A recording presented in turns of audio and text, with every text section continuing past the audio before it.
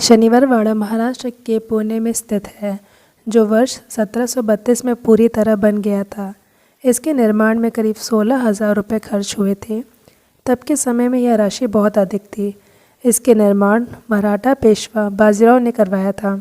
इस महल में करीब 1,000 लोग रहते थे।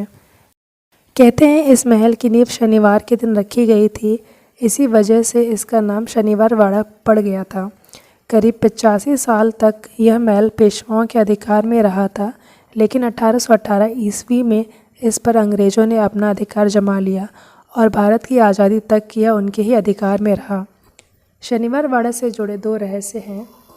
कहते हैं कि इसी महल में 30 अगस्त 1773 की रात 18 वर्षीय नारायण राव की हत्या कर दी गई थी, वो भी षड्यंत्र के ज़रिए, जो मराठा साम्राज्य के 9वें पेशवा बने थे। ऐसा कहा जाता है कि उनके चाचा ने ही उनकी हत्या करवाई थी। स्थानीय लोगों का कहना है कि आज भी अमावस्या की रात महल में किसी की दर्द भरी आवाज़ सुनाई पड़ती है, जो बचाओ बचाओ चिल्लाती है। यह आवाज़ नारायण राव की है। और दूसरा रहस्य यह है, जो आज तक अनसुलझा है, वो ये है कि वर्ष 1828 में इस महल में भयंकर आग लगी थी, जो 7 दिनों तक जलती रहती थी। इसकी वजह से महल का बड़ा हिस्सा जल गया था। और अब यह आग कैसी लगी थी उस समय, ये जानकारी आज भी किसी को नहीं पता है और ये सवाल ही बना हुआ है। इसके बारे में कोई नहीं जानता, जिसकी वजह से शाम 6:30 बजे के बाद किले में प्रवेश सख्त वर्जित है।